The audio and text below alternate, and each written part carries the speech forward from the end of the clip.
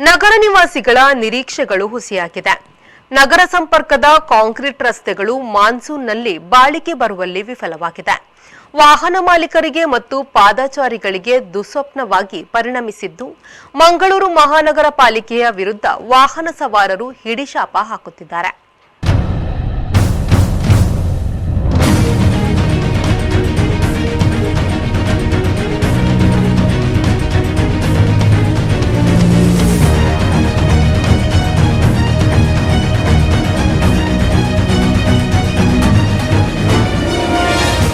Concrete ರಸ್ತೆ ಯೋಜನೆಗಳು ಅವೈಜ್ಞಾನಿಕವಾಗಿದ್ದು, ವಿವಿಧ ಸಿವಿಲ್ ಕಾಮಗಾರಿಗಳನ್ನು ಕೈಗೆತ್ತಿಕೊಳ್ಳುವ ನೆಪದಲ್ಲಿ ವಿವಿಧೆಡೆ ರಸ್ತೆ ಅಗೆಯುತ್ತಿರುವುದು ಮಾತ್ರ ನಿತ್ಯ ಕಾಯಕವಾಗಿದೆ.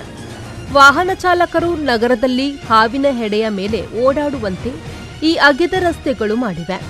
ಕೆಲವೆಡೆ ರಸ್ತೆಗಳನ್ನು 3-4 ಬಾರಿ ಅಗೆದು ಮತ್ತೆ ಮತ್ತೆ ಪೈಪ್ಲೈನ್ ಅಳವಡಿಕೆ ಮಾಡುತ್ತಾ ಮಂಗಳೂರು ಮಹಾನಗರ ಪಾಲಿಕೆಯ ಹಣ ಲೂಟಿಯ ಕಾಮಗಾರಿಗಳಂತೆ ಇವು ಕಾಣಿಸುತ್ತಿವೆ.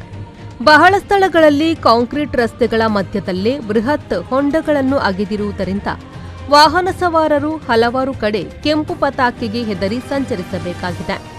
ಅಲ್ಲದೆ ರಸ್ತೆಯ ಇಕ್ಕೆಲಗಳಲ್ಲಿ ಕೆಲವು ಕಾಮಗಾರಿಗಳು ನಡೆಯುತ್ತಿದ್ದು, ವಾಹನ ಸವಾರರು ಅನಿವಾರ್ಯವಾಗಿ ಆಮೆ ವೇಗದಲ್ಲಿ ಸಂಚರಿಸಬೇಕಾಗಿದೆ.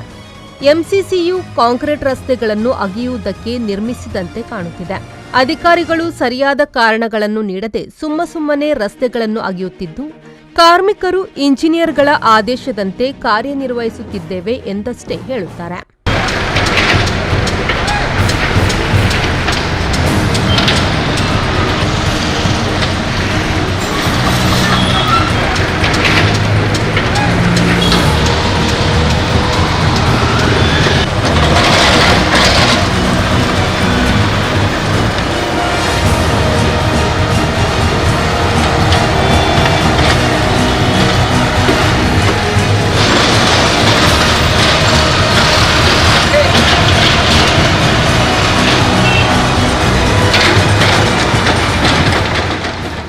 ಮಂಗಳೂರು ಸದ್ಯ ಅತಿ ವೇಗವಾಗಿ ಬೆಳೆಯುತ್ತಿರುವ ನಗರ. ಬಹುತೇಕ ಕಡೆ ಸಿಮೆಂಟ್ ರಸ್ತೆ ನಿರ್ಮಾಣವಾಗಿ ಬಹುಕಾಲವಾಗಿದೆ. ನೀರಿನ ಪೈಪ್, ಕೇಬಲ್, ಇಂಟರ್ನೆಟ್ ಜಾಲ ಎಂದೆಲ್ಲ ಪದೇ ಪದೇ ರಸ್ತೆಗಳನ್ನು ಅಗೆದು ವಾಹನ ಸವಾರರಿಗೆ ತೊಂದರೆ ಉಂಟು ಮಾಡುತ್ತಿದ್ದಾರೆ.